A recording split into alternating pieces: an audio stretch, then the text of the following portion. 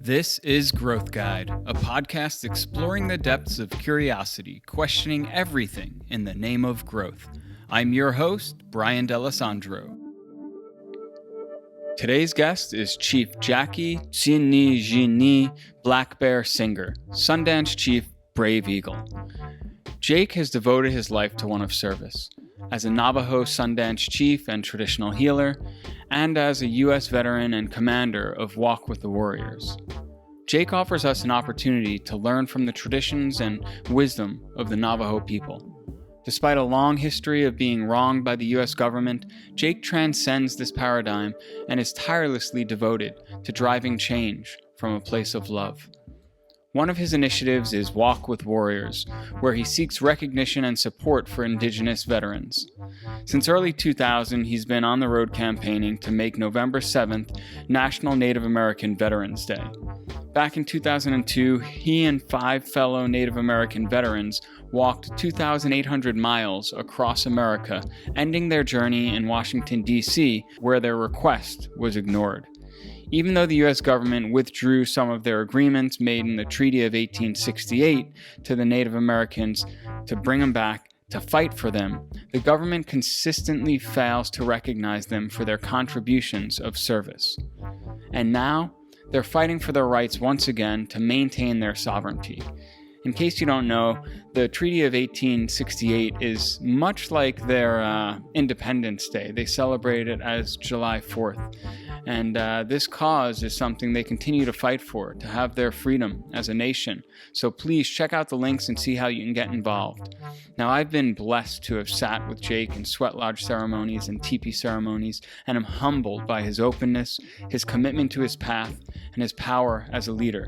It's a true honor and privilege to be sitting here and speaking with him today. So let's get into it.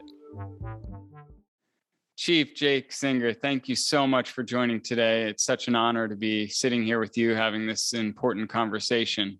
Oh, thank you. I'm glad to be of service in any way possible. Yes, that seems to be your theme throughout your life. Our conversation today intends to connect people with the challenges of the Native people and the challenges we're all facing as a planet right now.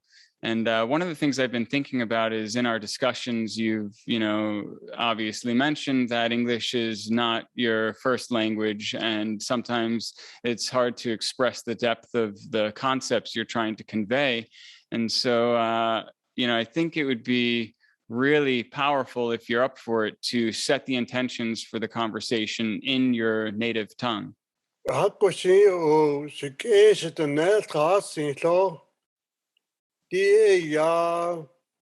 Jackie Singer, Chief Brave Eagle, in his Nikonit Ega Nich Nansado Lechkont Ea Saden Linigi, Begata Honido Beta Ziligi di Egisipin Yedole. What does that loosely translate to in English? I'm just introducing myself in my native Navajo language, and just saying that I'm going to be speaking today in a humble way before you, and with hopes that something good that might happen, in every aspect. We've discussed a bit about the importance of keeping the Native American language and the Native prayers alive. And this is something that obviously throughout our history, it's been really oppressed and suppressed from the Native American people. And I think we're at an even more critical time for this voice to be heard now. Is there anything you want to share in that area? Well, I have the cousin brothers who've been working. They were teachers, and they've been working amongst my people to introduce and be part of the language culture or in the education environment amongst the Navajo Nation, where Navajo language will be part of the the classroom, and where young kids or teenagers, they would study the language and understand and get a credit for it. Mm-hmm. Yeah, I think this brings up the important recognition that I think a lot of times I'm here in the U.S. in New York, and I think a lot of Americans have this idea that, well, the Native American people have been wronged throughout history, and this is a terrible thing that has happened. But I think a lot of people fail to recognize that it's still happening today, and that this suppression of traditions and native language is still rippling out from those times. And there are still issues that continue to come about that hinder the culture of the Native American people. Yes, and you're absolutely right. And as far as the language is concerned, our culture and everything is based on that language. And once the language is out, then our culture and everything that goes with it is gone. And then at the same time,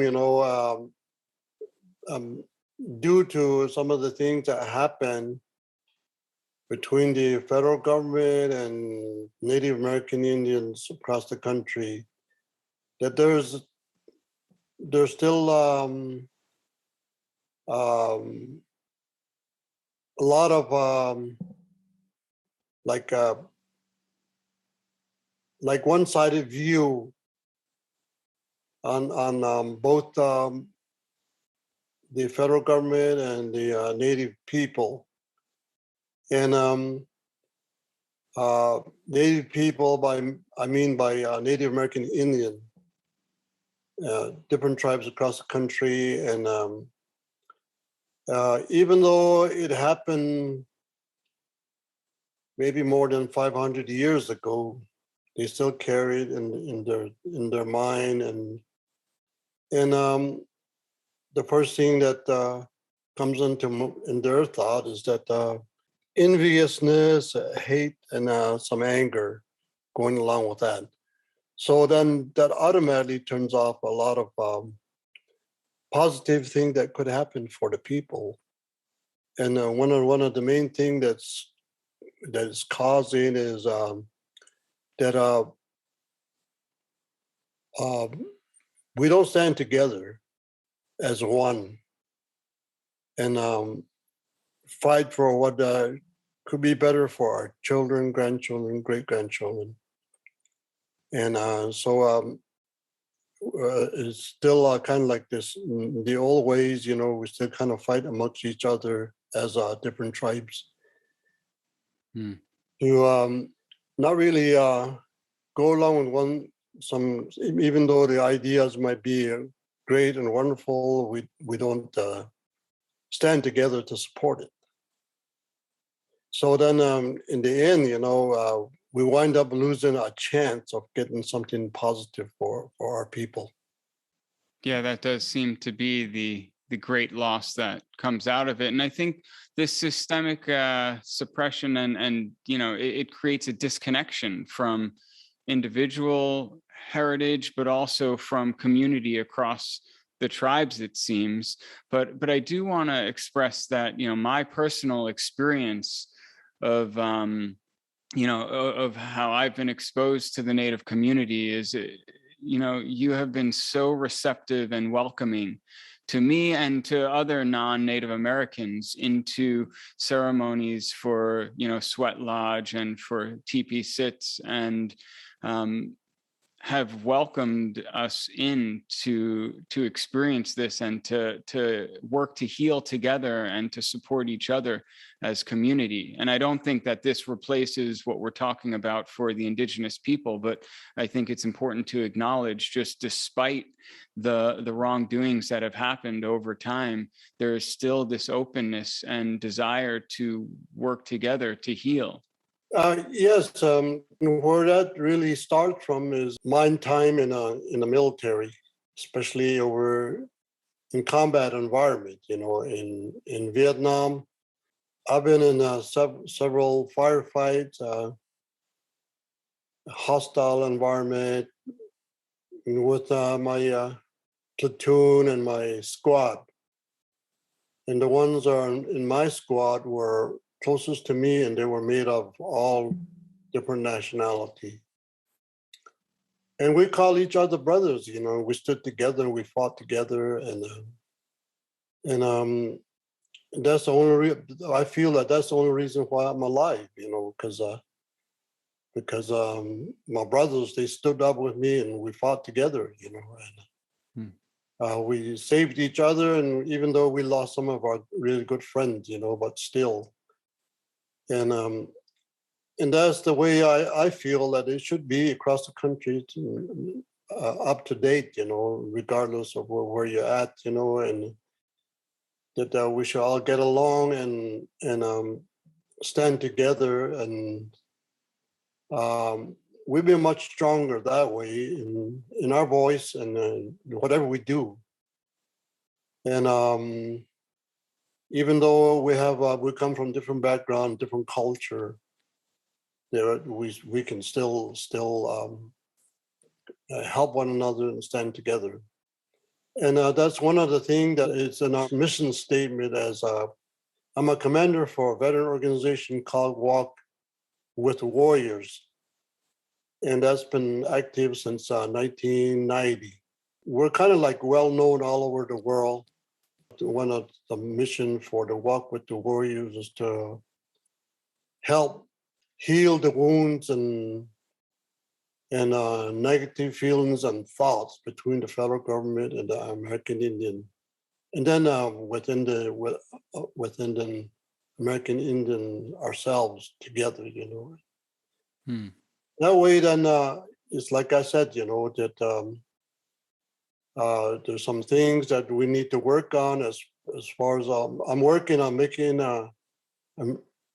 November 7th as a recognition day for American Indian veterans. We're also working on making American Indian Veterans Memorial near Oklahoma City. Our organization tries to work with all veterans, regardless of nationality, creed, or color. But at the same time, we're working with the Native American Indian veterans also. You've been working towards this goal for a long time of making November 7th National Native American Veterans Day, right? I mean, was it in 2002 that you walked across America? Yes. And we carried our resolution at that time across the nation and brought it before Congress. And it went through the House and it went through the Senate. And it came before President Bush, but he didn't. I don't know why he didn't sign it. And according to one of our lobbyists, said that President Bush said he never saw it. So I don't know what happened, but we just have to start all over. But each time it got introduced into the House 3 times, and then it was voided. It never went nowhere, So all this time in the House, Republicans were majority vote. So we're just waiting, and now finally the Democrats are majority vote, and we're trying to get it going again, and hopefully in due time, we'll get something done here. And do you think now with the Biden administration, with Deb Haaland being appointed as Secretary of the Interior, do you think that will affect any change here? I have great hopes and positive feelings that it will. Our organization was part of the group that really helped support Deb Haaland. And then I know that she supports our resolution and everything, and so it's going through the process, and right now. Yeah, that political process, it just seems like it gets loaded up with so much other stuff that gets in the way of what's much deeper there. And I think it seems from the outside that a lot of times it's hard for governments to create these changes, because then they have to take accountability and they have to accept past wrongdoings. And Yeah, and that's the dichotomy, because that is key to healing. If we don't acknowledge what we have done, we can't heal from that. We can't resolve these traumas that are left in our individual and collective psyche.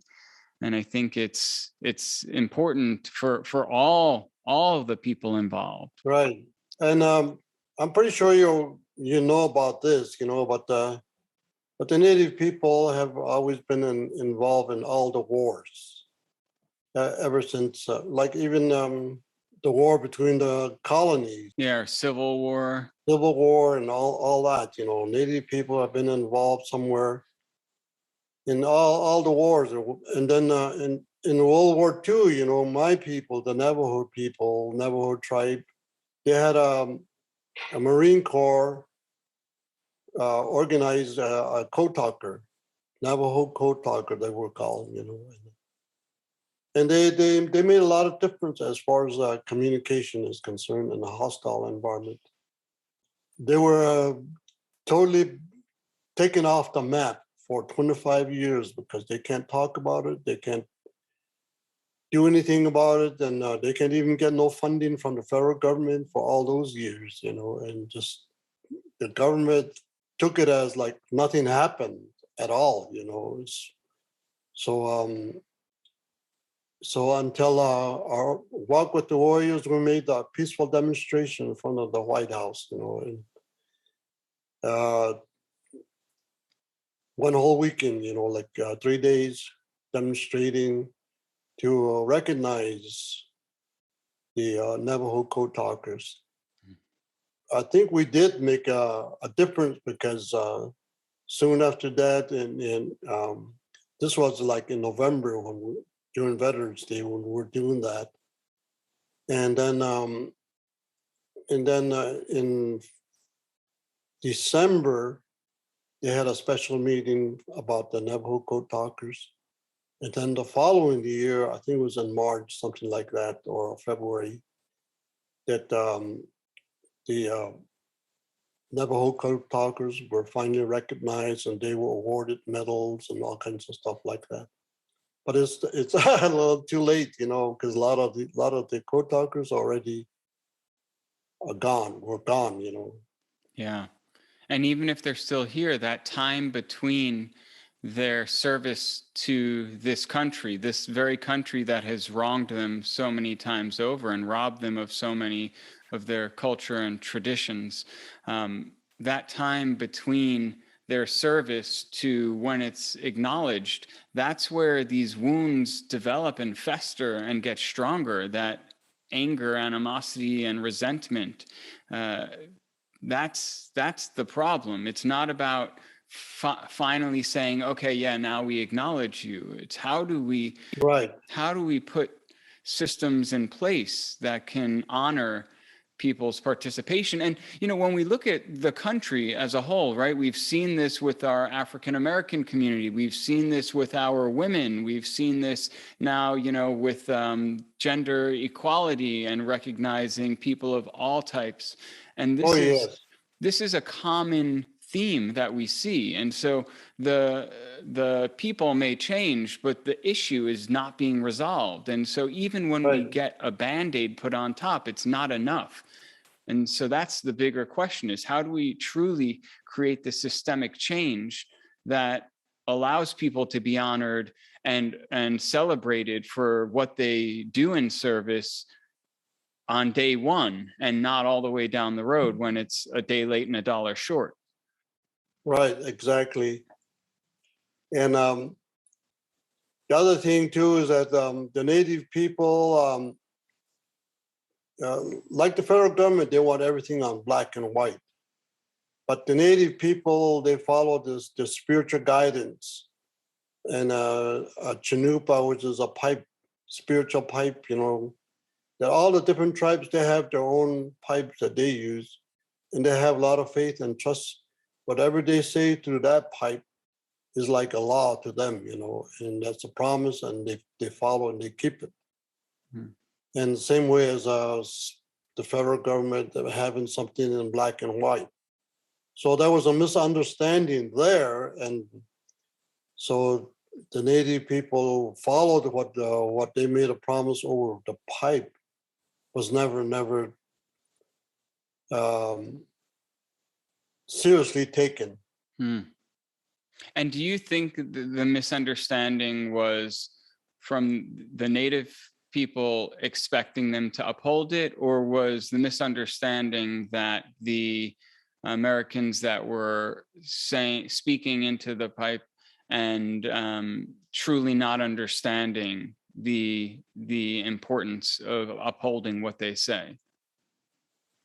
Well, amongst different tribes, they have their own chiefs and people who make sure that whatever was said through the pipe takes place and upheld with honor.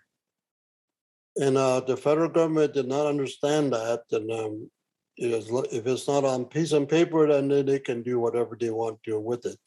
Hmm. And because they didn't really understand the value of the Janupa, the peace, they call it peace pipe. It's a medicine pipe. And the Native people believe that it was given to the humans from the Great Spirit. So you can't lie, can't cheat, can't do anything negative through that pipe because it came from the Great Spirit himself. Oh, it paints such a connected way of living connected with our people, our ancestors, with the planet and the natural elements. And we look at our current government and our current society, and there's such a dis-ease, there's such a level of disconnect between all of these elements. They're such different languages, and so it becomes that, for me, that's the hardest thing, is when somebody is not living in service to a higher state, to a higher level of connection to the people, to the universe, to the earth. How do you begin that conversation? Well, it's within the culture. The Native people, like my people, we have our own culture. And when we do certain things in a certain way, in a ceremonial way, and we're making kind of like even making promises to the Great Spirit of what we're doing. And then the belief system is that if we don't follow up on it, what we made a promise and we don't do it, then that's going to fall back on us sometime later in our life. And you never know, it could be something real serious, or it could hurt our lives, or not only us, but our family, member of our family, our children, and so forth. So the first thing we're told is always follow what you say before the Great Spirit. Yeah, that notion of honoring and the word carrying so much, which also connects to why the native languages are so important for the indigenous Native Americans to Yes. really uphold, because language, words are containers, and they carry not just a meaning, but they carry a spirit in themselves. At least I believe this. And Yes. and not allowing that spirit to move through a community's language is a terrible disservice. Yes, it's connected to our whole environment, where we're at, where we live, and what we do in our everyday life. It's connected to this one road of life that is given to us that we follow is connected, not just one point, one place, but all the rest of our lives. And so we have to do our best to follow it the best way that we can, so that everything that we do has is full of faith, love, hope, and charity, and just to try to avoid selfishness, to share everything with everyone around you, so that because that's what the Great Spirit is about, is he's full of love, and then lately my people has identified the Great Spirit is the same one the Christianity called God, the same person. Mm. And because they say the Anglo people came here and said that God created heaven and earth, and the native people say the Great Spirit. In my language, we say Tikin Bohorni. Is like the translation for that is the leader or the chief of all spirits. That's the name of the Great Spirit, and we say that he's the one that created the heaven and earth, created us, everything around us, So we identify him as the same way as the Christianity do. Yeah, that always seems to be when you pull the thread on religion, the deeper you get to the spirituality underlying the religion, it seems near identical across all cultures, across all countries around the globe.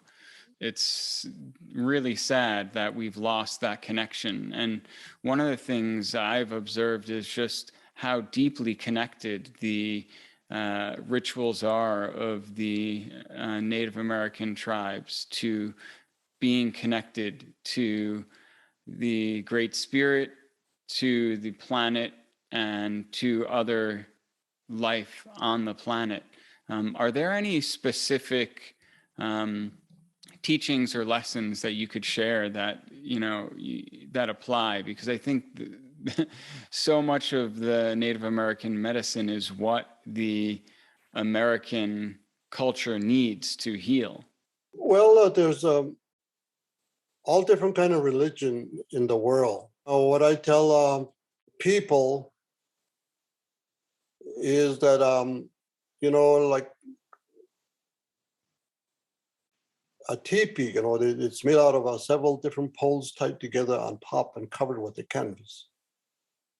So for instance, take one pole as one religion, and so it takes so many poles to put up one teepee, then it takes a lot of religion to put up one teepee. And but at the top, they're all tied together as one to hold the teepee together. That's the Great Spirit, all goes back to the same Spirit. He just appeared before us, before the different nationality, different nations in a different way because of their culture and their belief system. But he's still the same person. And that's what I tell. Sometimes I have a congregation and I tell them that, and that's the way I believe. There's sayings that we use in the US that speak to that too, right? Like the American saying of united we stand, divided we fall. And Right. when you look down at our Constitution, I mean, the basis of that was taken from the Iroquois Constitution, which dates back to the 16th century. So, we've co-opted these phrases, yet it still seems they're not connected to that deeper sense of purpose that we're upholding. It seems like people pick and choose when they want to apply it, but without those values and principles truly being upheld, it doesn't work. Right, exactly. It's sometimes there's a lot of things that's looking at us in the face, and we fail to acknowledge it. Yeah, it seems to be. I mean, most of these things are hiding in plain sight, and we're at a point in time where we're seeing the destruction that has been created and continues to be created by decisions we've made, which ultimately are decisions that have disconnected us more from the natural world. And we're destroying our resources, we're destroying our own health, we're destroying each other. And so while they're so blatantly in our face, that's one of my biggest struggles, is to understand why we can't collectively and individually see it and take action to change it. Yes, and it's something that I guess we're all stuck in the same mud hole, spinning our wheels, spinning our tires, and we're just stuck. We fail to really reach out and try a different source, different way to find out more about certain subjects or situations that goes on in this whole world, and it's not only in religion, but it's in whatever it is that we do every day.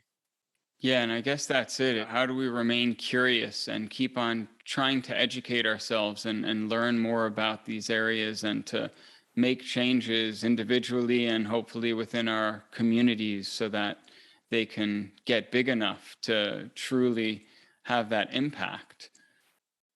What we do in our everyday life, with the environment that we live in, the environment is like a home, and if you take really good care of your home will last a long time. And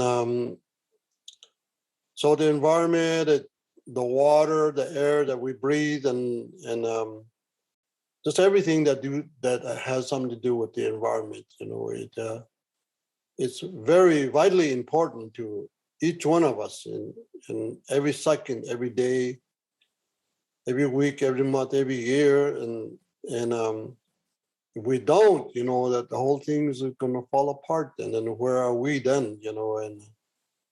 And seem to, like, a lot of people just looking at dollars, making money, and a way to make money. And some of those ways are like can destroy our water and our land, and then what happens, when we die, we don't take all that money with us, we're dead, we go without nothing, and into the next world. So it's hard to convince the world that it's important to take care of our environment. I know you've been a big proponent. You were, standing at Standing Rock for the land. You've done numerous water blessings. What is the relationship in your culture to the natural elements? The way that it was handed down to us as through Navajo culture. My dad was a medicine man, and he used to say that he was told by his elders that, talking about the chanupa again, the pipe, we have our own pipe that we use. And in there, he was saying that when Creator was going to make the universe, he called all his relatives, all his people together, and they smoked chanupa made out of crystal. They had their own type of tobacco that they used, and they loaded that pipe and prayed together and talk about how to create this universe. So their plan finally went through, and then that's what we see, what we have right now, this universe. And through that, when he was going to create what we see here, like the plants and every little parts that he made. He went to the spirit world and got a handful of spirits and blew air on them and changed them, give them identities. And that's us. That's what we see around us. So that's we all come from the spiritual world, from the same place. Even the plants and the trees, the rocks, everything that we see, and including us. So through that, then we can still make connection with these. They're spirits. Some have tiny spirits, sometimes more spirits than others, but they all have these a part of that the energy sphere, and through that, then you can make connections with them, and then make a relationship with them.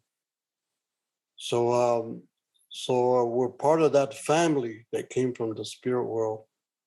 So when we go, then we go back to the spirit world.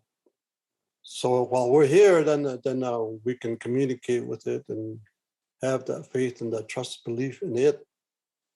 So then we can receive whatever it is that we need from them. So that's like a huge family in this universe. Starting with the sun, the moon, the stars, the earth, itself, and and everything in between. Mm.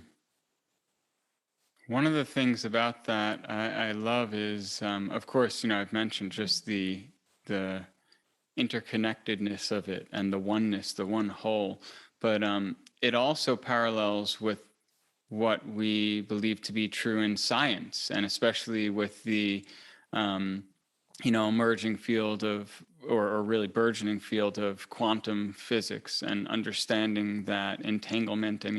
But if you look at the Big Bang as, the origin of all of this matter moving through space and time, we're all connected to that point, and we're all made of these same elements, and that connects us as one family in that same light. Yes, exactly. Because of that, then it's senseless to come to some sort of disagreement over like nothing, and it seems like nothing, but it's something huge, and that makes a whole lot of difference in this world, for all the different nations across this whole earth. Yeah, and as you pointed to before, the underlying issue is usually relating to this concept of money, right? This Right. illusion, this thing that doesn't really exist. It's not connected to that whole. It works as an energy supply to exchange between, but it's not in harmony with the greater whole. No. And so that brings me to, I'm curious, before the white man came to America, what was the exchange of currency? Because certainly it existed, right? We know on a level, but can you speak to that at all?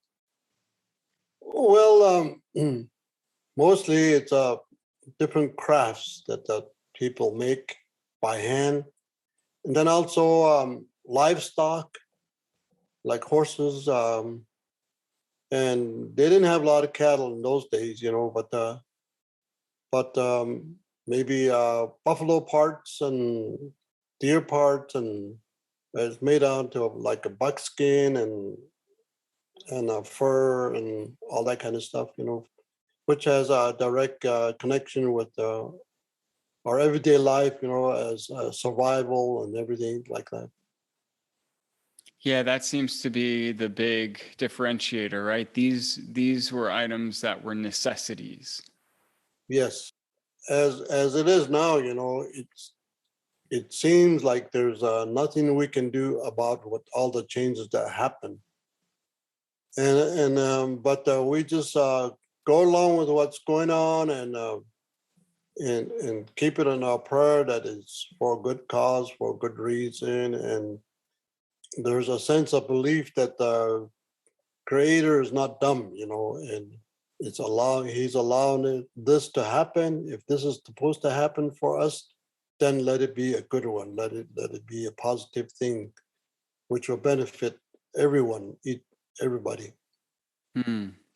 That's a beautiful outlook. So the fact that it's unfolding this way means that there's something to be gained from it, right? And I think that kind of puts the onus on us too to be open and aware and to search for what that is and to play our part in honoring that. Yeah, and not abuse it, not take it in the wrong way, but in a positive way, so it's beneficial to. And each time we do something, then we're thinking about our children, grandchildren, great-grandchildren. I'm going to switch topics here a little bit. I know you've been involved in Sundance for quite some time, and you are a Sundance Chief. Can you speak about that a bit? Yes, I've been dancing with Chief Keith Horseluck in South Dakota, like for the past 12 years. Through that, and well, he asked me 3 times prior to that, if I wanted to become chief, and I denied it. I didn't want to be chief, and I didn't think I was good enough to be a chief. Which but probably finally, meant that you were ready.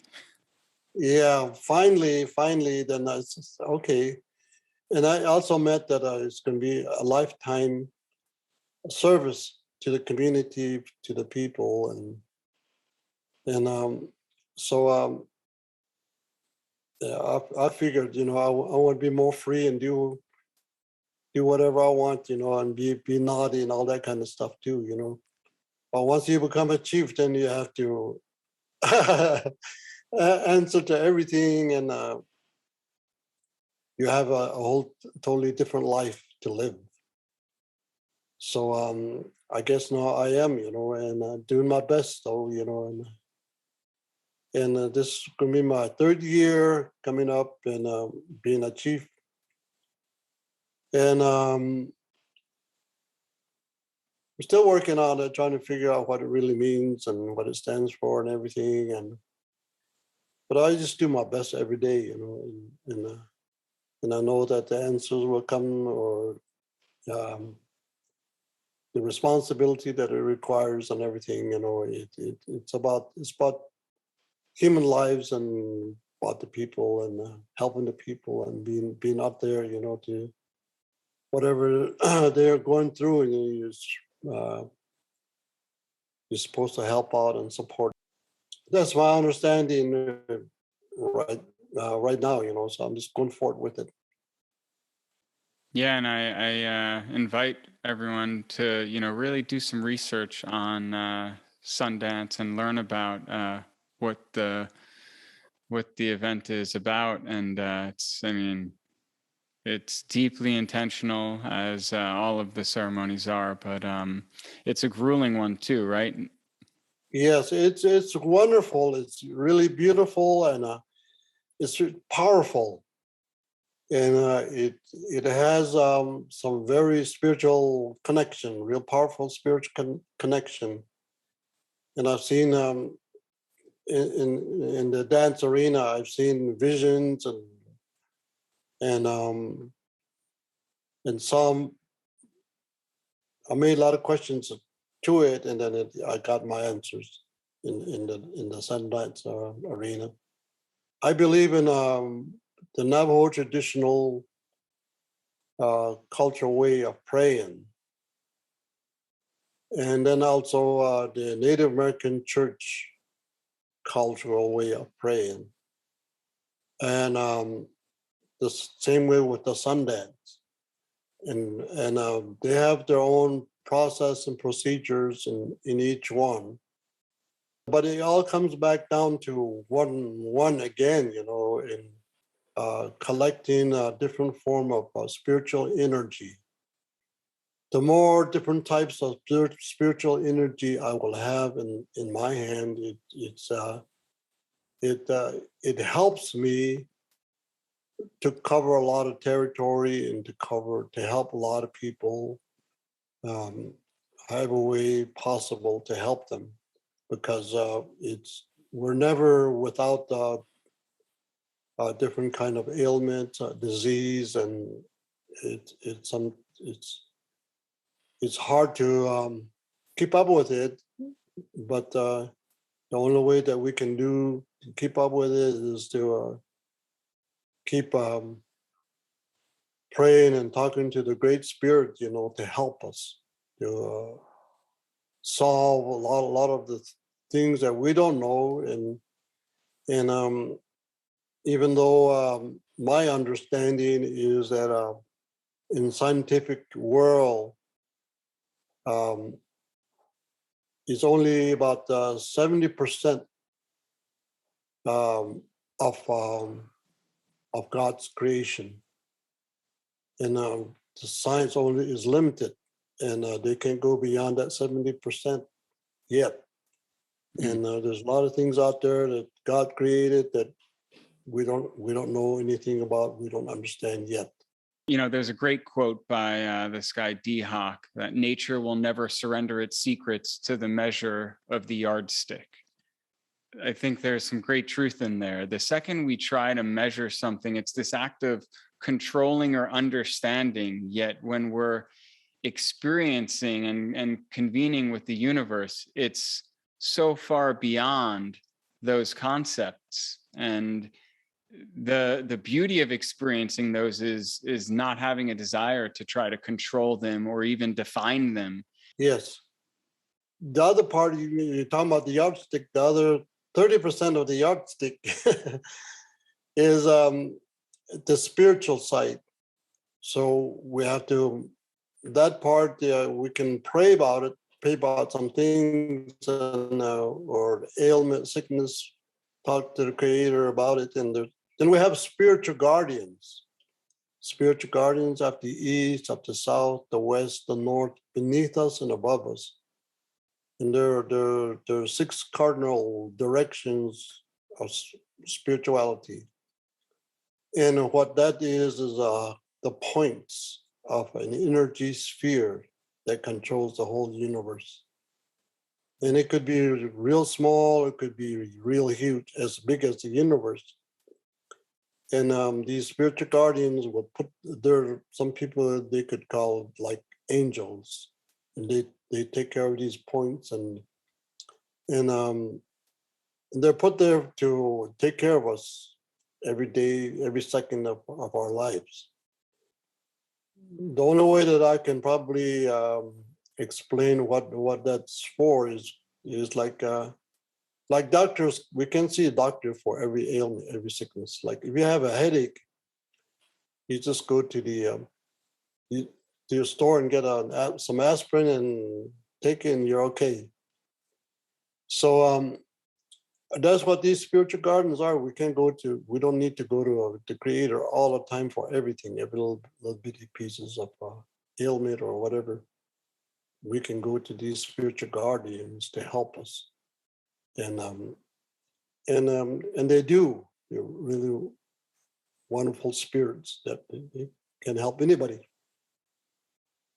And they're not like humans, we have all kinds of even issues with ourselves, and we say one thing and do another, within seconds. But the spiritual people, they're consistent. They know everything about everything. They know everything about everybody. And so we can't, like I was saying, can't lie to them, can't cheat them. It's just they're there, but they're just full of love. Anybody can go to them, talk to them, and they will know who you are, where you come from several generations down the line, so far, that's what they know about us. Hmm. Now, I know when I hear you speak about this, I feel my heart light up, and I'm sure that when others do, they feel that as well. So I guess the question I have is for people who are resonating with this idea and do want to build a relationship with these spirits. Is there a way for us to learn about this and to be able to communicate with them? Well, it's just like just opening your heart. You gotta kind of get rid of all the negative you have, even in your thoughts and in your everyday life, and you gotta come clean before these spiritual guardians. In other words, to be able for them to accept you, and I hear a lot of people talk about vision questing, and you have to be totally clean to be able to communicate with these spiritual people before they start showing you different things. Just like computers, you have to enter a password. You have to kind of know the password to get online, and if you don't, then you can't. And that's kind of how it works, in you have to really have that faith and have that belief in it, and it don't really have to happen in ceremonial environment, but most of the time it's better to be in some kind of ceremonial environment to make it easier to make that connection. Because they go through different processes and procedures, and they put you almost by the door, for you to open that door and get in. And there's a lot of teachings that go with it and how to get there and so forth, and but it's not that simple. It's not that easy, but anybody can do that, But the first stage is opening the heart, it seems. Right, exactly.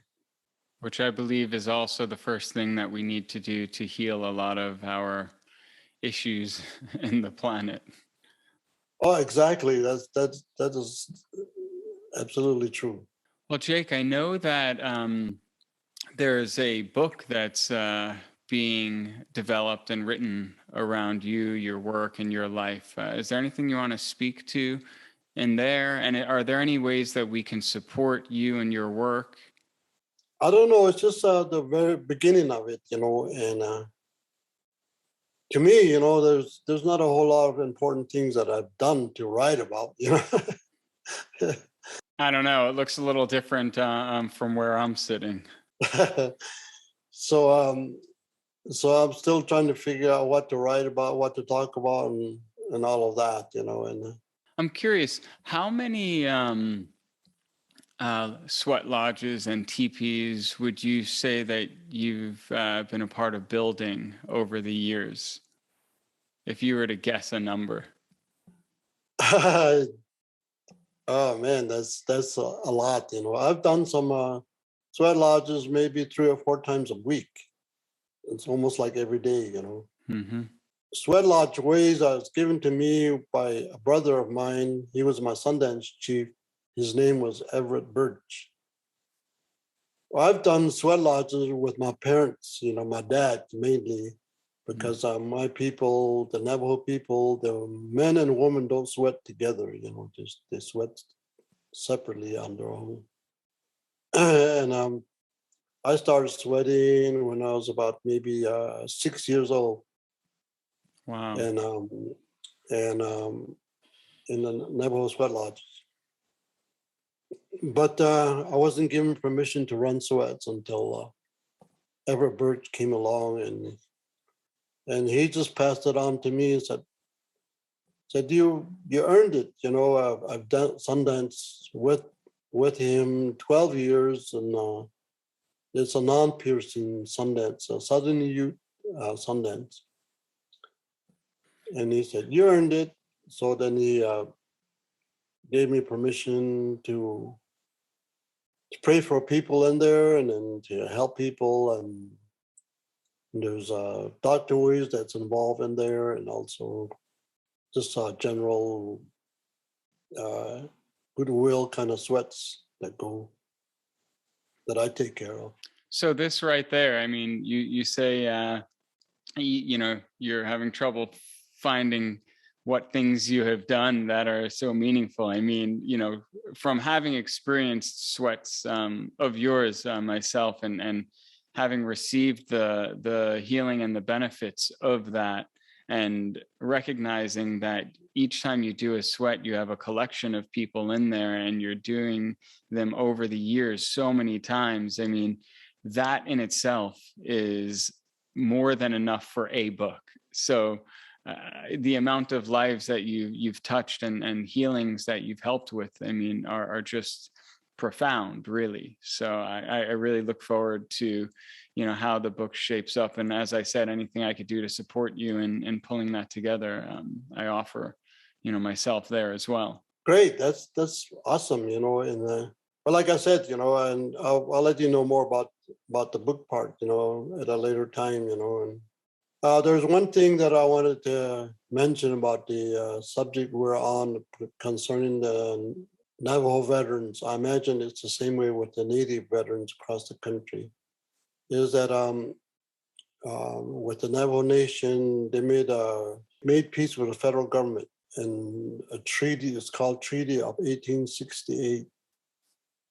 In there, it said that the Native people, the Navajo people, shall never bear arms again, ever. So then, 1940, they changed that law, and then there was a draft system that came in. So that's when they changed that law and promised the Navajo people all kinds of stuff, to complete that resolution that was made. I've seen it one time way back a long time ago, but I can't seem to find it anymore. But in there, the resolution was made by the federal government to the Navajo tribal government to allow their young men to participate in the war. So then they gave the guns back to the Navajo people, and imagine that's the same thing that happened to all the other different tribes, and now they're working on a resolution. I mean, our treaties, and we're given the sovereignty rights, and the federal government is trying to do with those sovereignty rights, and which means that it doesn't mean a thing to them as far as the treaties were concerned. The treaties that was made between the federal government and the Native people. As far as the sovereignty rights and the treaty rights that we have as Native people, it's really important to us, just the same way as the federal government, they celebrate Independence Day. Yeah, that's kind of like how we feel about our treaties, and we celebrate it too, on the Treaty of 1868, and that's something that's keeping the Native people have their own government, and it's a way of survival for us. I really think it's bad for the federal government to say that they will do away with the sovereignty rights for the Native people. Yeah, and I pose that back to Americans and ask, how would you feel if our Independence Day, if our July 4th was rescinded and our rights were taken away. Right. Because it's that extreme, if not more so. It is more so, but. Yeah. That's what our walk with the warriors, that's what we've been working on, trying to save that sovereignty rights, the best that we can, with a lot of peace behind it. We don't cause any uprise or anything, we just do peaceably and to working with the state government and federal government. And we'll include links to all of these groups and ways that people can get involved here. So please, it's great that we're having this conversation and you guys are listening to this, but hopefully it inspires action. So definitely follow through. All right, great. Well, Chief Jake Singer, thank you so much for taking the time to sit down today and to share these important messages and lessons. And I hope that this inspires people to stand behind our Native Americans. Thank you so much for this interview. Hakoshila ahe kode yasa de hasi hunsogo. Saoshini yasi saoshini yabala de shajahut end abone andi aro kumbe. Be nason lego yat eho adot tasigit ide ya isen so. Adot de sabe hasi ahe hakone. I was just saying the same thing that I was saying to you in my own language, saying thank you and just do my best to say what I wanted to say. Aho. Thank you very much. Thanks for joining us this week on Growth Guide. A big thanks to our sponsors. This episode is sponsored by Project New You. I'm a huge fan of their Nitrovite nootropic brain supplement. It's helped me to develop laser focus, a better memory recall, and motivation. Nitrovite has helped me in launching this podcast amongst completing many other projects. Visit growthguide.love/focus to learn more and use promo code GROWTH for 15% off. This episode is also sponsored by Morning Man. Live manly, own the morning. I learned about this from UFC champ Frank Shamrock. He was always having trouble getting started in the morning without like 7 or 8 cups of coffee. No exaggeration, I've seen this in person. So he created this product that's packed full of 45 superfoods and it has 95 milligrams of clean caffeine. So you get that charge from the greens and also get a hit from the caffeine without feeling all jacked up. I'm definitely caffeine sensitive and I like this product because it doesn't make me feel like I'm bouncing off the walls, but I feel sharp and energized to get shit done. Visit growthguide.love/morningman to learn more and use promo code GROWTH for 15% off. I'd also like to thank our sponsor, Atmananda Yoga. You guys have got to check out their yoga alignment mat. I've been using this for a long time. As you know by now, I've studied and trained with them as a yoga teacher, and the mat is incredible to deepen your practice and to ensure a lifelong injury-free practice. Visit growthguide.love/alignment for more info or to buy. Be sure to use code GROWTH at checkout for 15% off. Make sure to visit our website, growthguide.love, where you can find freebies, exclusive content, and subscribe to the show so you'll never miss an episode. If you found value in listening, I'd really appreciate a rating on iTunes. I can't tell you just how important this is. Or spread the love. Tell your friends, your fam, heck, tell your spirit animals. And follow me on Instagram at growthguide.love. Be sure to tune in next week for our newest episode.